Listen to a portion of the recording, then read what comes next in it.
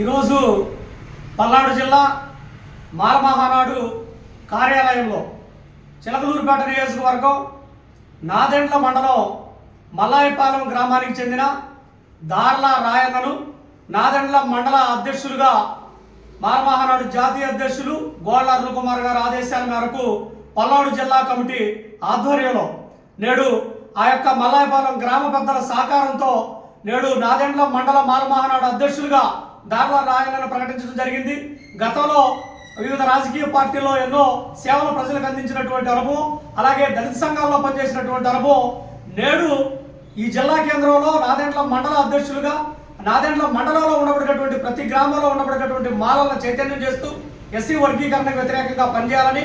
మాలలు ఆర్థికంగా రాజకీయంగా ఎదుగుదలకి తన వంతు పాత్ర పోషించాలని జిల్లా కమిటీ, రాష్ట్ర కమిటీ, జాతీయ కమిటీ పిలుపు మేరకు ఎస్సీ వర్గీకరణకు వ్యతిరేకంగా, అలాగే డాక్టర్ బాబాసాహెబ్ అంబేద్కర్ గారి ఆలోచన విధానంతో డాక్టర్ బాబాసాహెబ్ అంబేద్కరిజాన్ని ప్రతి గ్రామానికి తీసుకెళ్లే విధంగా దార్ల రాయన్న పనిచేయాలని, రాయన్నకి జిల్లా కమిటీ, రాష్ట్ర కమిటీ మద్దతు నిరంతరం ఉండదని తెలియజేస్తూ